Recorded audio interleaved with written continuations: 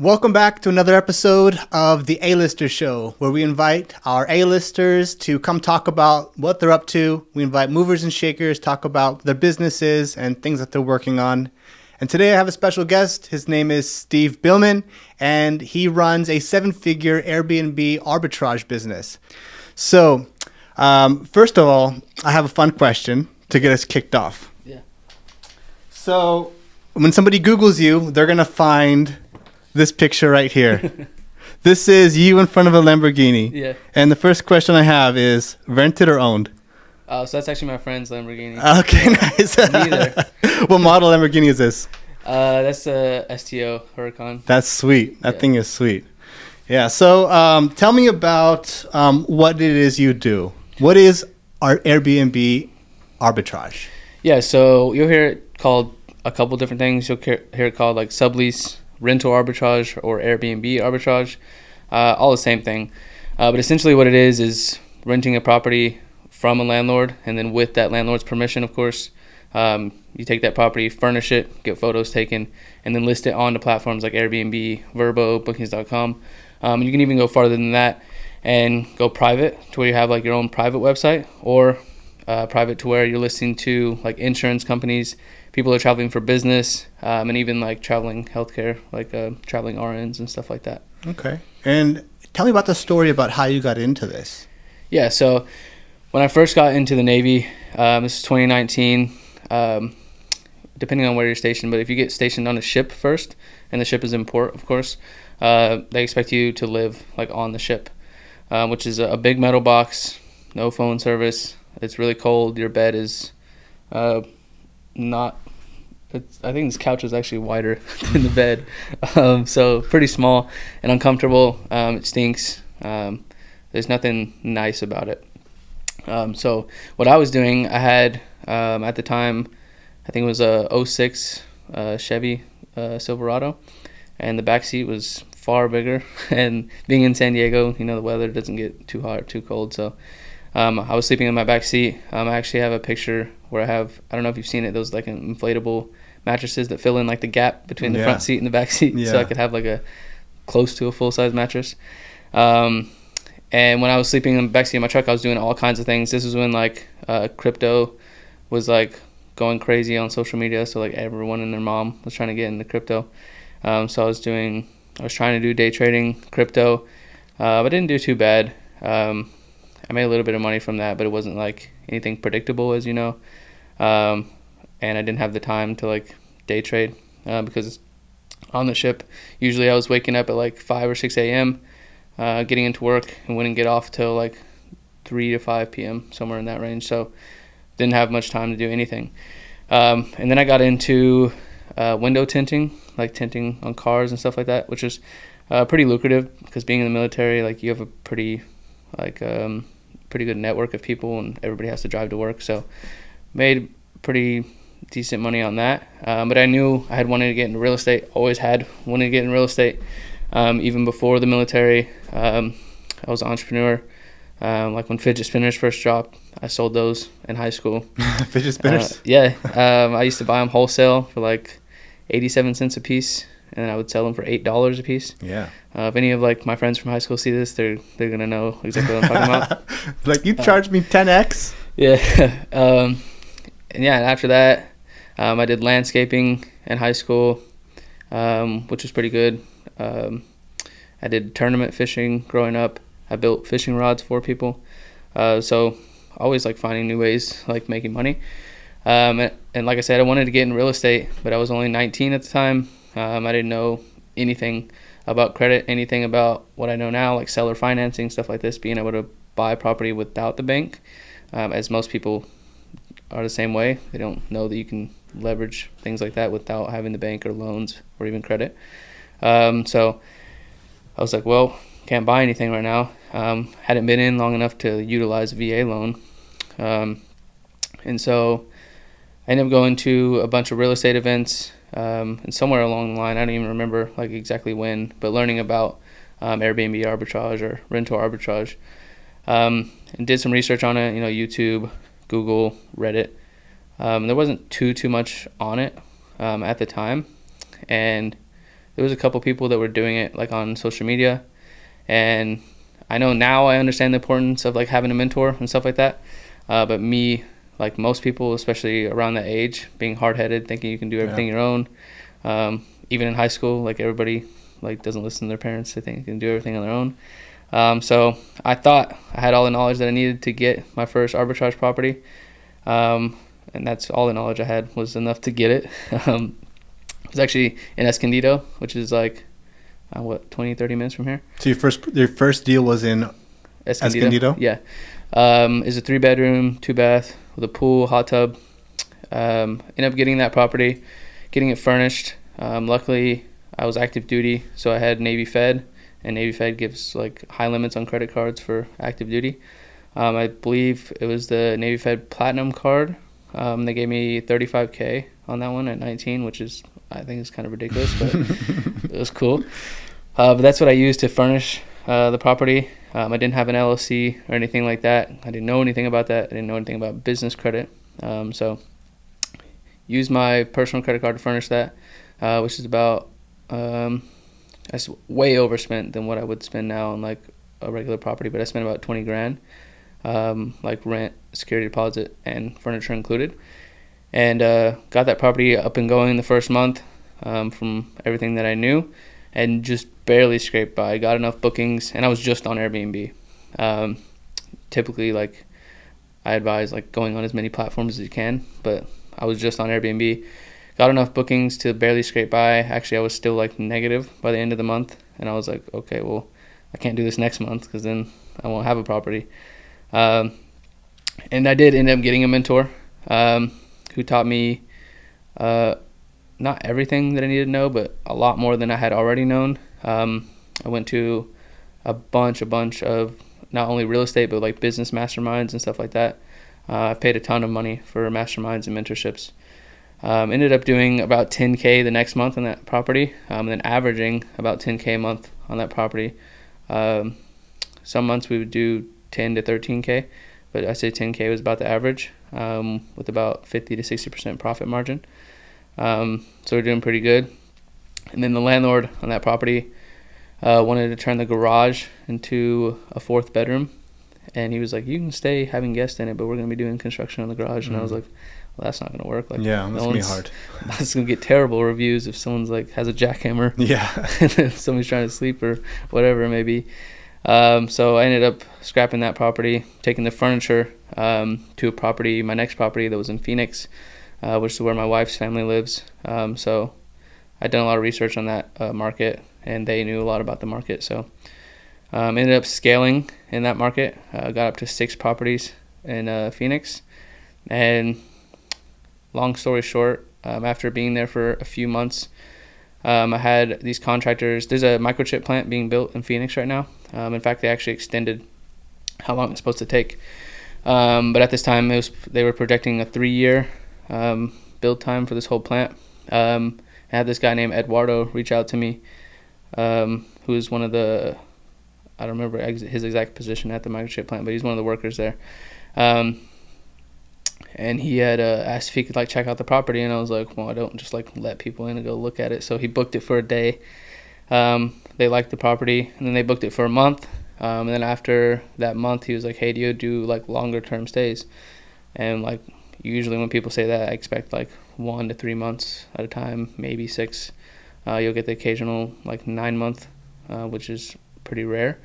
But he was like, well, how about like 3 years? And I was like, this is arbitrage. So like I only have the lease on this property. Depending on the property, it's 1 to 2 years. But on that property, it was a 1-year lease. So I was like, let me get back to you. So I got connected with the landlord. He was cool with it. Just extended my lease another 2 years. And then while they were staying there, he reached back out to me and asked me if I had more properties. So I ended up filling all the rest of the properties out. Wow. For those contractors to stay there. So yeah. That's great. That was so cool. Tell me about how you landed your first deal. So your first deal was in Escondido. Mm-hmm. You got this idea to where you can rent out an apartment or house and then charge someone else more money to rent in it and just kind of manage the whole thing. But how did you land that first deal in Escondido? Yeah, so typically, like how people hear it, they're like, okay, you're renting someone else's house and turn it into Airbnb. They're like, that sounds like a terrible idea. Like, who would agree to that? Like, who's going to let you run your business, make 2 or 3 times what they're going to make without you having any liability because it's not your property or anything like that? And Airbnb will cover all the damages. So there's really, as far as it goes for like the host, there's like no liability. So how you go about pitching that, and this is something that I teach as well, is you want to pitch it more as like a corporate housing. So essentially what corporate housing is what I explained before, which is going to be like business professionals, traveling healthcare, families that are relocating for insurance, whether it be like fire, flood, whatever it may be that they're relocating for. And I kind of pitch that towards the landlord. And I usually have a list of like things I like to explain to them, because as like a normal landlord, because if it's on like Zillow or something like that, usually you would just fill out like a Zillow application, and that's like probably 99% of people. So like when you reach out to them, they're probably like really confused, or they know exactly what you're talking about and they're like, no, I'm not letting you turn my house into an Airbnb. So typically how I go about pitching it is that go off corporate housing. And then also explain to them that I have a full-time cleaning team. That's me coming through the property anywhere from 2 to 4 times a week. So the house is going to be maintained better than any long-term renter could, because it's getting cleaned constantly. I mean, I don't know about you, but my house doesn't get a deep clean 4 times a week. Not quite. Like my wife will like vacuum and do the dishes, but it doesn't get like deep clean like multiple times a week. And the next thing being is that we're having to operate as a business. So if something breaks, like a long-term renter, if something breaks, a lot of times they're just like, don't use that thing that breaks, like something like a garbage disposal. Like it'll break and they just don't use it. And so it's broken forever, or the landlord has to pay for if it's broken.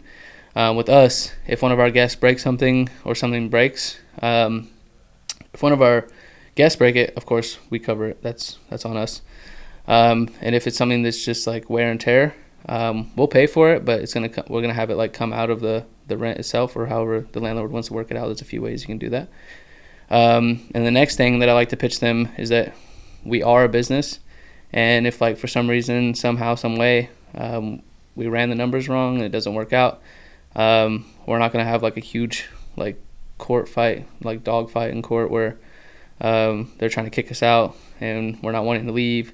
Like, we're a business. If the numbers aren't working, we're going to take our furniture. We're going to leave. Only thing that you really get hurt by is the security deposit. Of course, you're not going to get that back. That's what it's for. But as far as, like, credit or anything's involved, like, it's not going to hurt you at all. And then the last thing I like to explain to them, especially when it's not just like a mom and pop landlord, when it's somebody that's like a real estate investor, I like to explain to them that, like, we are a business, so we're going to be looking to get more properties. So like, as long as this property works out and we do good together, I don't want to pick up like your next property, and that's really the biggest issue that real estate investors have, outside of like sourcing and finding the properties, is once you have those properties, just keeping them occupied, because that's not only is what's going to pay your mortgage, but that's going to hopefully make you some cash on top. So if I solve that piece of the puzzle for them, they don't have anything to figure out. They just have to get the property, and they already know it's going to be like, I'm already going to fill that spot. Then it kind of covers all their bases.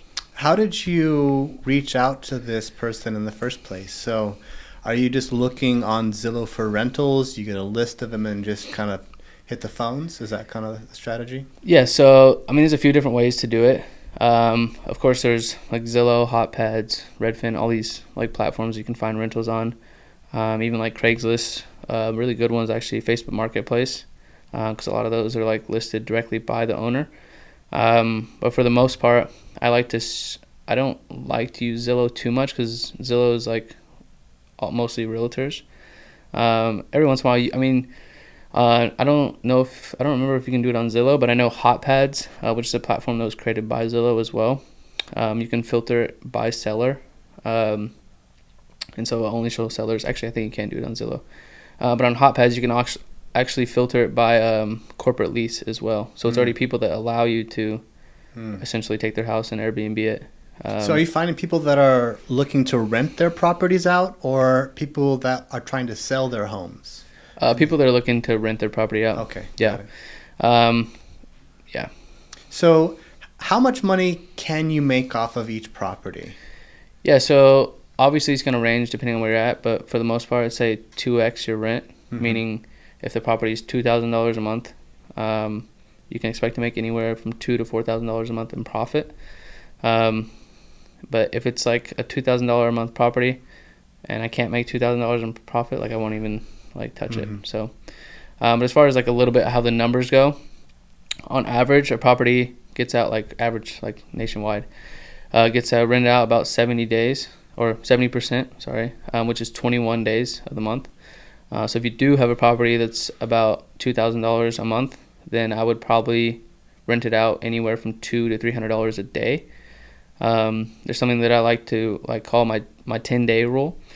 So for example, at $2,000 a month property, if I can't make my rent back in less than 10 days, meaning I can't charge more than $200 a day, then it's usually a no-go on that property.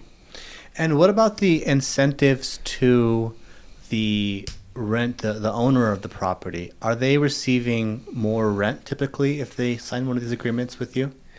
So sometimes I'll do like an incentive where either I'll pay more per month or I'll pay a higher security deposit. And a lot of times I'll find renters or landlords that are looking for renters that have had their property listed for like months and months at a time. So they're down that amount of money every month that it's been. Yeah. So you can actually take advantage of that. And a lot of times you can get like free rent, which sounds wild. Like if you're not aware of this at all. But a lot of times you can take advantage of that and say like, not exactly like, hey, can I get a free month of rent? But so what's today, January 16th?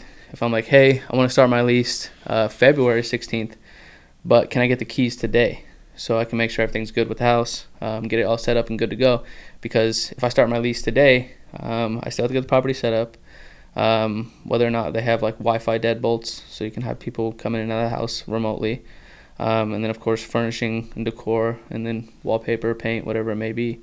If you do start the lease today, you're just losing money every single day that you're doing that. So it's not exactly like, hey, can I get a month free? But it's, hey, can I start the lease on this date and get the keys now so I can get prepared? And it's essentially the same thing as asking for free rent, but the landlords don't see it that way because how they'll have it is on the lease. It's going to say lease start date, but if it says lease start date and then no money coming in. Yeah. Well, if the property is vacant and you the landlord, they're just happy to lock up a lease, especially if it's been on the market for 2-3 months. They're having to pay their mortgage, their expenses, but you get to get in and they lock up that lease, and the apartment's going to be empty anyway, or the house is going to be empty for the next few weeks anyway. So I could see how that'd be a pretty easy thing to negotiate with the people, because typically, let's say today's January 16th. You aren't gonna you aren't gonna move in on the first. On the next day or two. You're typically gonna wait a couple of weeks anyways to move in. So I can definitely see how that'd be a win-win for the landlord. Yeah, 100%, 100%. So where's your business at today? So like I said, we still have those properties in Phoenix. Well, I mean, like, how big have you been able to scale this? How many properties do you have? Okay, so right now we have 17 properties under management. And like I talked about like corporate leasing, that's like exclusively how I operate now. Just because, in my opinion, it's better that way. Less day-to-day, less management overall. The only bad thing about that is that like you can't just have like 1 or 2 properties and get like these bigger contracts. Especially when you're working with like relocation specialists, which usually work with people for insurance and then like traveling healthcare. They typically want you to have like 3, 4, a lot of times like 5 or 6 properties or up to even work with you. So yeah, right now we're at 17 properties under management. It's pretty passive for the most part, because I also teach like how to hire like VAs and stuff, whether it be from like the Philippines and stuff, because the biggest part about this business is not real estate or like rentals. It's more of a hospitality business. Yeah. Because real estate's involved, but that is not even like close to the biggest like piece of the puzzle. Biggest part is obviously hospitality, like the guest and guest like communication, and then the next thing is like making a space like kind of how this is, like making a space unique to make people want to stay in it. So yeah. And the Airbnb business and hospitality business in general, like you said, it's not necessarily your typical real estate type of venture, but it's a business, right? And it can be like operations heavy, where you have to manage the communications with the customer and the communications, and you probably need to have somebody clean the property regularly. You need to have somebody to be able to handle problems on site, things like that. Do you find that that is like the bottleneck, like the operations side of the business, or is that a thing? And then, if it's not the bottleneck, what is like the bottleneck to growth? Like, how can you, what prevents you from continuing to scale? Yeah. So first thing I'm gonna say is, I'd say what's the backbone of this business? Like, is going to be what I like to call my A team, which is going to be like your cleaners, your handymen, whatever extra stuff you might have if you have a pool cleaner, stuff like that. But actually, those are like some of the easiest things to find. They're pretty abundant. There's a few apps, a few websites you can find. There's just one app that I use in particular for cleaners, and typically the cleaners have somebody that they know as a handyman. I've, for the most part, never really had to go like outsource a handyman myself. Typically the cleaners have somebody that they know, and the one that I use for cleaners is called Turno now. It was previously known as Turnover B&B, so you can obviously see like where the connection is there. But those are pretty much already vetted cleaners that are already work with Airbnbs, so they're pretty aware, because it's a lot different from just cleaning like a single family home versus like an Airbnb.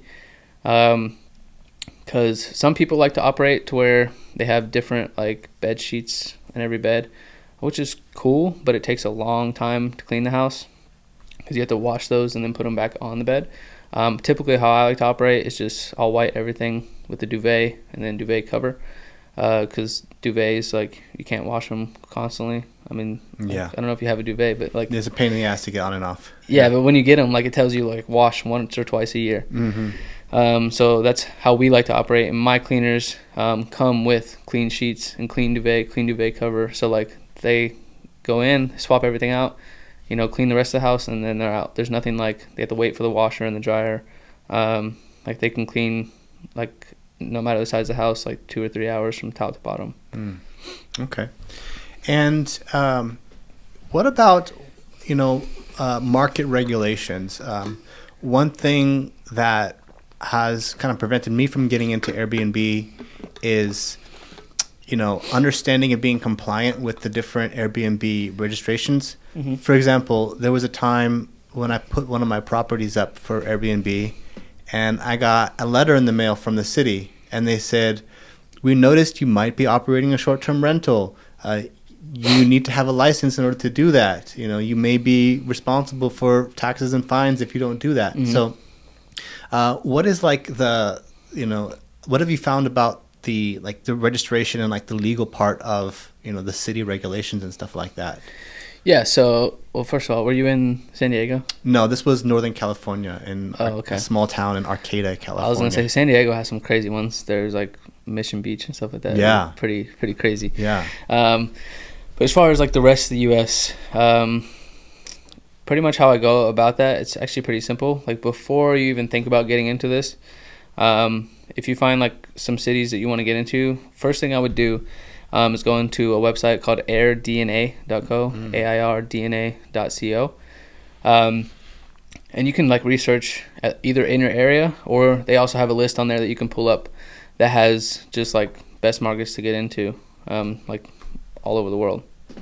Next thing I would do is, once you find like a few areas that you want to get into, I'd recommend like 2 or 3 that you think look good. And then just simply Google like STR, short-term rental, STR regulations and permitting for X city. And you should be able to find either the county website, or it's going to be like the city website, and you'll be able to read up on it and find like what their actual like regulations and permitting are. And for the most part, the there's not too many places that don't have like any regulations or permitting at all. But the ones that do, they're pretty easy to get through. A lot of them, it's either cheap to get the permit or it's free. And a lot of times it's just like the address, your business, and then you fill it out. And depending on like what city or county you're operating in, it's either going to like pop out like a number, and you're going to put that number at the bottom of your Airbnb description. Depending on the city, some of them give you like the verbiage to say. If not, just list it in the bottom of your description. Or they're going to mail it to you, email it to you. Cities do it different ways. Yeah. Okay. And I'm curious about your mentorship. So that's something I've been really interested in. Only recently, because, I'm starting to realize that you can either, you're going to end up paying for something, whether it be with your time or your money. Yeah. Right? And as Alex Hormozi said, when you're trying something new, you're paying down that ignorance debt. Whether you're paying financially, you're paying with your time.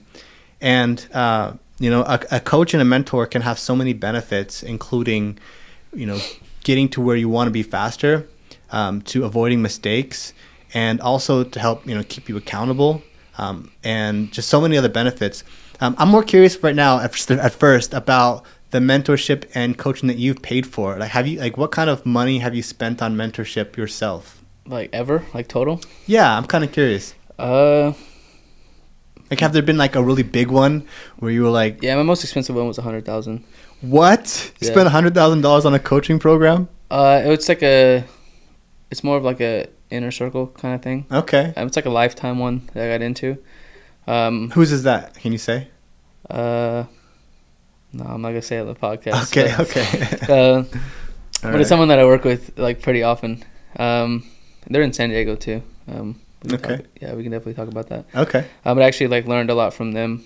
Joined like their coaching thing, and then ended up joining like their inner circle. Did you pay that $100,000 cash up front, or was it like over a period of time? So I started with like the 25. They had like a 25K one, and I joined that one. Liked everything.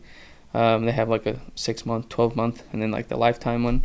So I liked it. I liked the people that I hanging out with, and kind of liked having access to like everyone that was in that circle. So just paid to like be in that circle. How did you make that decision to make such a large investment on something that's not even tangible? Like, it's not a car. It's not you could buy a car with that amount of money. But how did you justify, a lot of people look at that and just be like, there's just no way. But how did you justify that? What were your thought process on spending such a large amount of money on a coaching program or on the Inner Circle mentorship program? Yeah, so how I see it is just proximity. It's kind of hard to be in like a room full of like millionaires and not become one, or at least learn something that's going to get you towards that way. It's the same way as like... people buy like supercars, or people buy like a Rolex. Like you don't spend like 15, 20K on a Rolex like purely because you think it's cool. Like if no one else thought they were cool, like you probably wouldn't buy that. So I guess just access, proximity. Interesting. So I couldn't help but notice obviously the similarities. I'm a big Russell Brunson fan. Me too. And just like the execution of your, kind of the whole thing looked very, very good. You have a lot of social proof.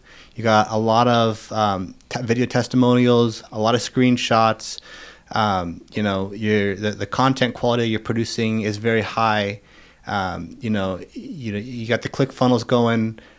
So are you a student of Russell Brunson, and have you learned a lot about marketing and business from him? Yeah, Russell Brunson, Alex Hormozi. That's like I learned a lot from them. Even like not their stuff that's like in their paid stuff. I've read like all their books. Even like when I'm in the shower, like after the gym or something, like I'll listen to like their stuff while I'm in the shower. I even like re-listen, especially to a lot of Alex Hormozi stuff. And something really big, like being in the military, you'll stand watch a lot, which is like... Sounds boring. Yeah, 4 or 5 hours, you just pretty much sit there with like a vest and a pistol and a M4. but like I'd pop it AirPod in and listen to Alex Hormozi's podcast and his YouTube videos. That's honestly like a lot of times like what kept me going, what motivated me. I don't know what it is, but he like thinks a lot of how I think, because if you talk to my wife, she'll tell you like she's gotten like a lot better with it now, but when we first got together, she's like a super like empathetic and like caring person, whereas I'm like just like a get it done person. Like I don't care like how I feel, I'm gonna go to the gym. Like I don't care how tired I am or how I feel, like I'm gonna do it because it needs to get done. Like somebody needs to do it. So yeah, that's what I relate Alex a lot to Hormozi them. and Russell Brunson, are there any other mentors or podcasts or YouTube that you're like constantly learning from and studying? I forgot his name. He's somewhat of a newer guy. I think his name is Dan something. He does a lot of like mindset and like motivational stuff on YouTube. Okay, cool. What about so one thing you mentioned too, that you just kind of briefly mentioned it, but you said that you re-listen to stuff. I think that's such a big, a really big indicator even of success and successful people is they don't just listen to something or take something in one time and then just discard it. They kind of go back and they reread it. Is that something you do also? Yeah. So actually, I re-listen to stuff a lot. I really have found that like almost I'd say like 9 out of 10 times do I read something or I listen to like a video, I'm just listening to it or just reading it. I'm not like taking it in, and not only until like the second or third time does it like I'm like oh, and then I connect it to things like that are actually happening like in my situation, and like yeah, I would say because I know something that a lot of people do is they'll watch a video, and a lot of times when you're listening to someone, they're like way farther ahead than you are. Yeah. So like it means something, and you know it's supposed to like do something, but you're like doesn't make any sense to you. It's like if Albert Einstein was trying to teach you math, you'd be like, I know this is important, I know it's like good, but I have no idea what the hell you're talking about. Yeah. And a lot of people do that, and they get analysis paralysis because they have like all this stuff, and they're like, they know it's good information, but they don't know what to do with any of it. So I would either say there's two different kinds of people. There's people that like will listen to things like over and over, and it finally connect and click with them, which is me. Or there's those people that like listen to them and it makes sense the first time, but they don't do anything with it. So then it's just just wasted time. You essentially did nothing. So I would say whatever person you are, listen to that thing and actually like take action on it. Yeah. Tell me about your business, your program that you have to help other people get involved. Yeah, so actually how I started that was while I was still active duty. People would see like the things I would do like on my story, or they'd see like the people I'd be hanging out with, or they'd see the cars I'd be driving, whether it be mine or like my friends, whatever it may be. And obviously, I mean, humans being humans, they're curious. They're like, what are you doing? Tell me your secrets, stuff like that. So I started actually teaching a few people like for free. Just spend a lot of my time teaching people.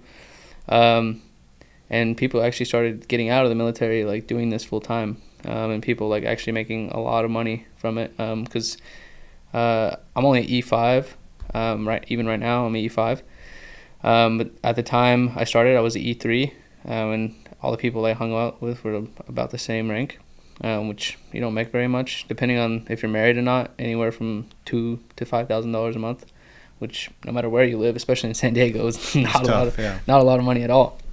And a lot of them, just starting out, would make anywhere from like $8,000 to $10,000 a month within like their first few months, which is for a lot of them doubling, even tripling what they were making a month. And so I was like, okay, well, pretty good at teaching these people.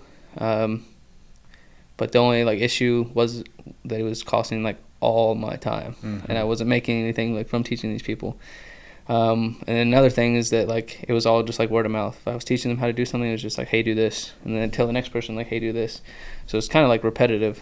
So I was like, okay, well, I'm good at this. People like doing it. It helps people make a lot of money. So what I'm gonna do is make a program that actually works, because I've bought everyone's program like in this space, AirBNB Arbitrage, rental arbitrage. I've seen everyone's course, yeah, I bought everybody's course. I know what's out there. I know what's good. I know what's not. So what I did was took all of that knowledge, what I already knew, and then pretty much filled in the gaps, what people were missing. So I created like a perfect like A to Z program that would get somebody there. And not only that, because I don't believe like a course is like that great. It'd be like going to college and your teacher handing you the book and then walking out. Mm-hmm. People need like human engagement, human involvement, whether it be for like reassurance if they do know the answer. See, people, a lot of times people are not very confident in themselves, even if it's just that. Or sometimes people really don't get it. They don't grasp it. So they need somebody there to explain it differently than how it was in the video. I have the course that I like people to go through, and then it gives them all of my PDFs, all my documents, my scripts, my legal documents, anything that you could need to do this business. And then I usually do a couple of Zoom calls a week with my students as well. And then outside of that, I have like my own inner circle, which is for people that are not just trying to do like $10,000-$20,000 a month, but people that are trying to like really scale and get to 7 figures through this business. And that's like, my inner circle is more exclusive. Like I don't just let anyone in there. If they have the money to get into it and I don't want to work with them, I'm not going to let them get in there, because it's my inner circle. It's not just like hopping on group Zoom calls. It's me doing Zoom calls with you one-on-one, and then me actually like working in your business, setting up like your Airbnb listings, your automations for messaging, automations for cleaners, handymen, and then one of the biggest one, your automations for check-in and check-out, as well as your automated pricing. So really actual like true working with you one-on-one. So yeah, that's a little bit about the basics of it. Okay. And are you kind of doing the education part more full time now? I mean, is that kind of taking up more and more of your time as you're growing that side of the business? Yeah. So with rental arbitrage, I got to a point. Right now, I'd say we do between 80 to 100K a month. But right around like the 20 to 30K a month is when like I was like, I'm only 23 now.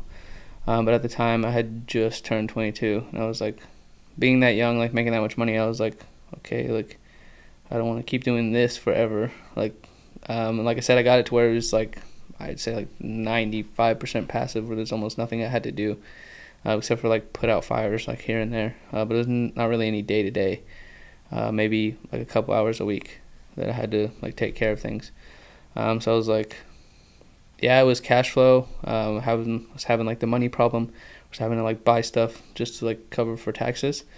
But I was also having like a fulfillment problem, like personal fulfillment.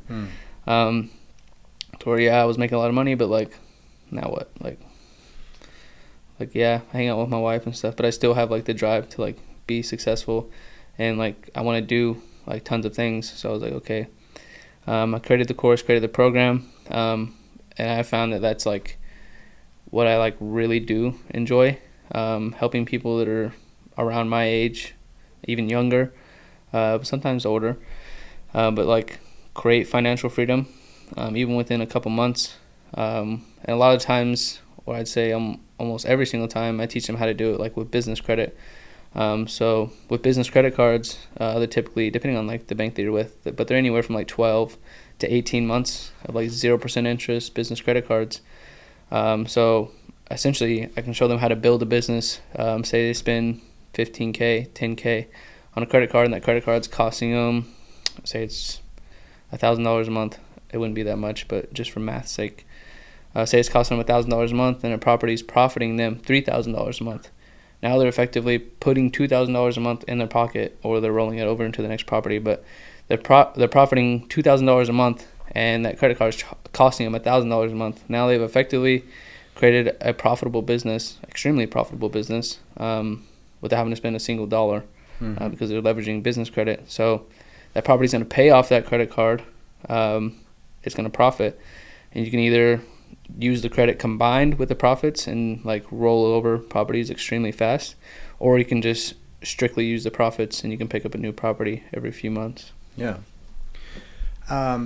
So what's next for you? You've kind of built out about 17 properties, and now you're helping other people do something similar. Do you have another business plan? Or are you going to continue to kind of grow these ones? Or what's like, do you have like a 5-year vision of where you see this going? Yeah, so when I had first, like I said in the beginning, like getting into real estate, I didn't think I had anything that it took to buy real estate, because traditionally originally I wanted to get into like multifamily. And so I've already like bought mentorships. I've already started pursuing that multifamily, and I want to get into Section 8 as well, and start building out those portfolios, as well as at the same time, while I'm learning those things and building those things, getting good at those things, I expand my mentorship as well. So I'm not just teaching Airbnb, but I can also teach like wholesaling, multifamily, Section 8. I've actually done wholesaling. I did that. I didn't talk about it, but I did it like right before I did rental arbitrage. I did a few properties. But yeah, I just ultimately want to just keep rolling into real estate, bigger and bigger real estate, and then also teach people how to do the same. Yeah, great. Can we touch on your wholesaling experience? Yeah, that's something I'm interested. I'm getting into it. I did my first real estate flip last year, and I made $100,000 on my first flip, and that kind of got me. Yeah, you know, really good. I didn't even realize it was that good until I went to this real estate conference, and people were talking about, I made $25,000 on this flip, I made $30,000 flip, and I was like, how much? I made $100,000 on my first flip. That's kind of interesting. $100,000's like a unicorn. Yeah, exactly. So, one problem with flipping is that it takes a long time. It takes a long time to get in and out. It takes a long time to get funded. It takes a long time. If you're using your own money, then you can only cycle like 1 or 2 properties a year. Mm-hmm. And it's hard to scale. And that's why I kind of got interested in wholesaling, because wholesaling, it's more predictable. It can be if you know what you're doing. Yeah. But also it seems a little more scalable to where you're doing marketing, you're doing sales, you're doing disposition, and then you can kind of build up the operation. So I'm really attracted to wholesaling. That's kind of what I'm focusing on now. Can you tell me about any of the properties that you were able to wholesale in the beginning? Yeah, so what I went after was like lower income states. Actually, I don't think I ever went outside of like Ohio. That's where I got my first flip. Yeah, so it's a pretty good place to do it, whether it's like wholesaling or Section 8. It's really good to get into real estate because it's low barrier of entry. Even you can buy a property for like 50, 60K there. Yeah. Put like 5K down, depending on who you're working with. But as far as wholesaling goes, I've only done 3 to date. It is a lot of work, and it's not so. It's really hands-on. How did you get your first property? So actually, I listened to a lot. Pace Morby. Yeah. So I listened to a lot of Pace Morby. I never joined his mentorship. I almost did. I listened to a lot of Pace Morby, and I listened to a lot of Bigger Pockets. And then there was this one podcast with Pace Morby where he was talking about. Have you heard of Privy? Privy.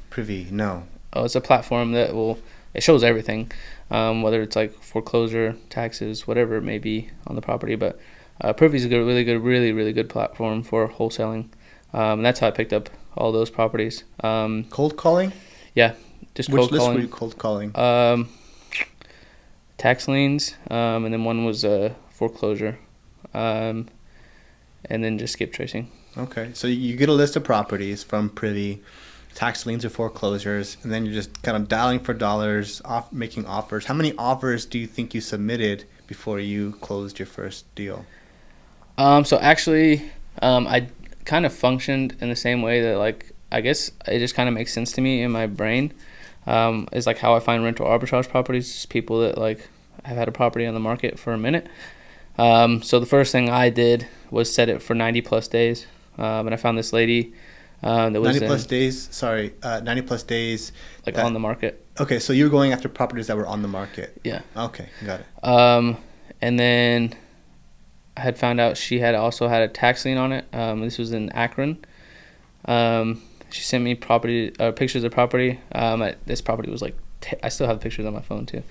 It was terrible, but I was like, whatever. I was like, everybody's talking about wholesaling. It's just find really ugly properties. So I was like, okay. And then, do you know, what are their names? The dad and the son that do wholesaling. Flip with Rick. Yeah, Flip with Rick. So I went on one of his live streams, and then he was going over like how he built like his sellers list and stuff like that. So I pretty much pursued that, which just is a lot of like Facebook groups and then finding sellers and stuff like that. And I connected with her, got the like the agreement that Flip with Rick uses, and sent that over to her. Got it signed, and then they used the what's it called? What's it called? Where they hold the title. Escrow. Or Yeah. title. Oh, yeah. We used her escrow company that she was using, which I found out was wrong. Like usually you want to use yours. We used hers and closed on that property. I think she was selling it for 30 something. And all the buyers were like, no, that's like terrible. I think the highest I got offered was like 22. So I offered her 15. She denied it for like the longest, and then it was blowing up like crazy. People were all over that property, but no one was taking it. And then eventually, after a few weeks, she came back to me. Actually, she signed the contract. I saw that my DocuSign, like if someone views the contract, says so and so, like viewed it. So it said viewed, and I was like, oh, okay. She's interested. And she signed it, and I called her right away. She's like, yeah, I guess I'll do it. I reached back out to the buyer. He was like, yeah, I'll still do it. Closed that one, and actually the buyer, he's not like on social media or anything, but he's his name is Gary. He's an really old guy, in his 60s. Really old guy in his 60s. Compared to me, pretty old. But he was like, told me like all the ins and outs, what to watch out for, like what to do. Not even like a mentor or anything, just connected with me on Facebook Messenger, and then for like 3 days in a row, we talked on the phone for like 2 hours, like a day. How did you find this guy? He was the buyer. He was the buyer. Yeah, from a Facebook group. I posted it in the Facebook group, and then everybody would just like comment their email, and I sent him the details. And then he ended up buying it, and then he's telling me like what I did wrong, what I did right, what I should do next time, all this stuff. I haven't talked to him since after those like 3 days. We just talked on the phone, and I just took notes for days. So you submitted the offer for $15,000, but you found a buyer before she signed the contract, or did she end up signing the contract before you found the buyer? No, so I found the buyer first. So I just posted the property like on a few or a lot of wholesaling Facebook groups, and I had a bunch of buyers message, and I sent it all out. I sent the email out to all of them, all the details on it. Before you had it under contract, you're sending it out to buyers. Yeah, so the way I did it, because it's kind of like frowned upon if you post like all the details in the Facebook group. So I just didn't post any pictures of it. I was like, I have a potential property under contract. This is where it's at. This is what the numbers are like.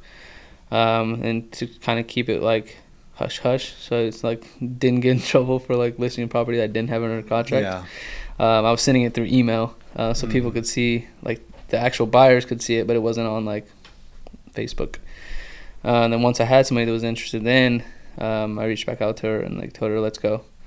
And then how much did you make on that one? That one I made $7,000. Oh, that's great.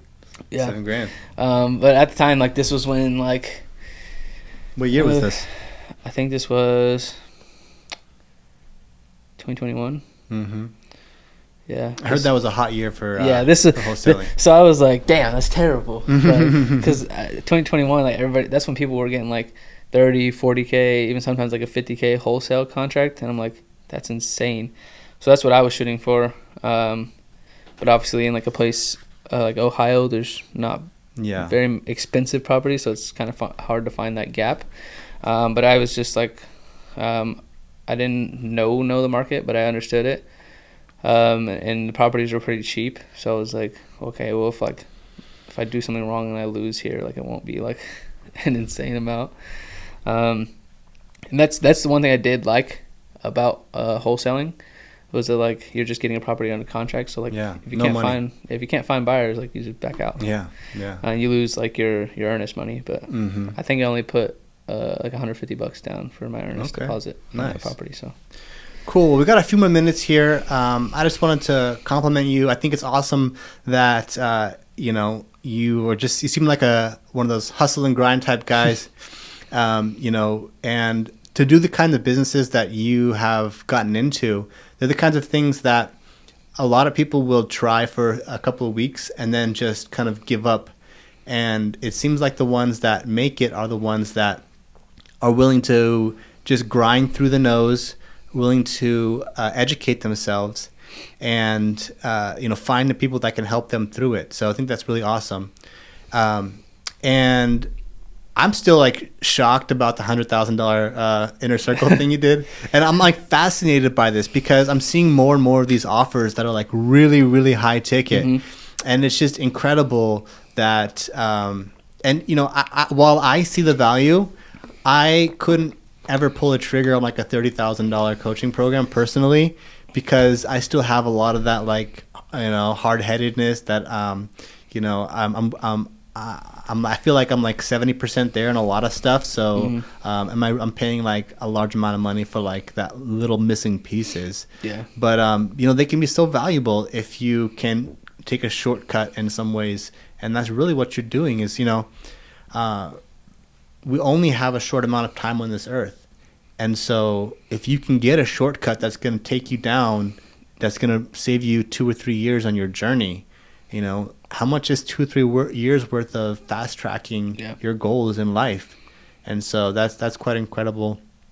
Did your wife, were you married at the time that you, did you talk through this deal, this prospect with her? Like, hey, there's this coaching program. I'm thinking about spending this money. No. So with my wife, she's not like most people's wives. I would say a lot of people, like, their wife like keeps guys from like buying things that they want or cool stuff like that. She's like, she trusts me like 100%. If I say I'm gonna do something, she's like she'll tell me what she thinks, but she's like, I'm not gonna stop you. I'm not gonna any of this. She's like, if you think it's a good idea, then do it. Yeah. Like, that's as far as it goes, really. There you go.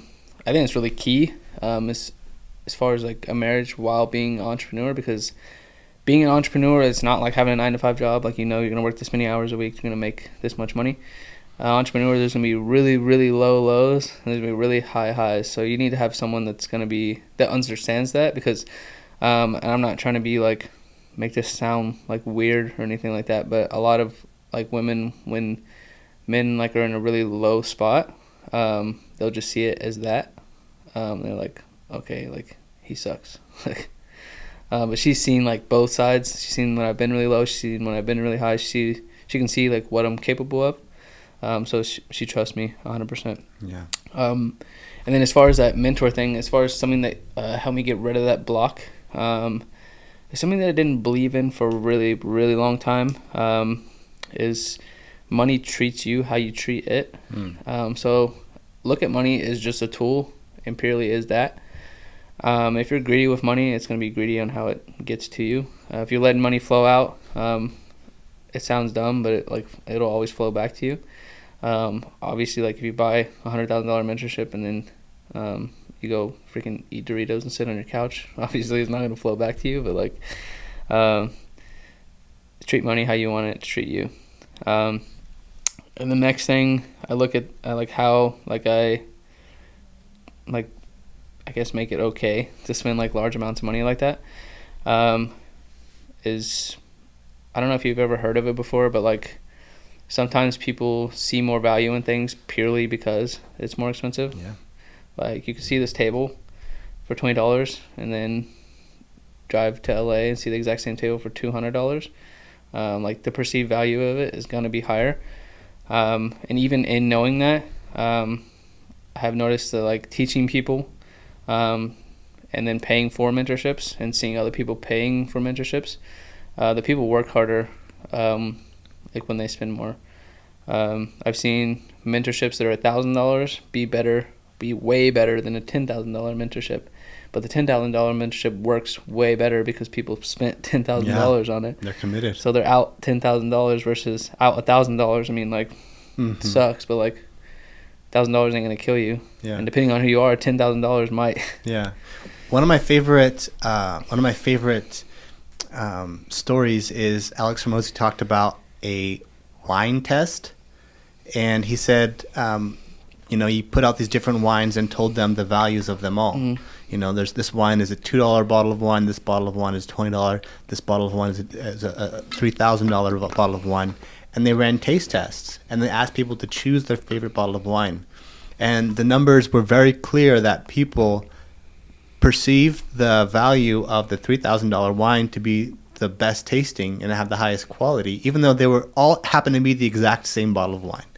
So, and he talked about how you have a responsibility to charge more, because if you charge more for your price for your products and services, then your students are going to take it more seriously and the results are going to be higher. And so not only should you charge more, but you have a responsibility to do so, because you are responsible for the outcomes of your clients. And so that perceived value is a big part of the benefit that they get from any particular purchase that they make. Yeah, I noticed when I first launched my program mentorship, I had it for I think I started at $2,000.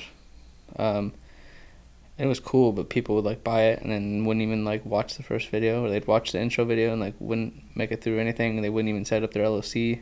And then now I have my inner circle, which is pretty expensive. It's my most expensive product, and those are my most successful students. I bet. Even if the ones that are had $15K in their bank account and that's what they spent to get in my inner circle, those have been the best people to work with. They're the easiest to work with. Anytime I tell them to do something, they do it right then.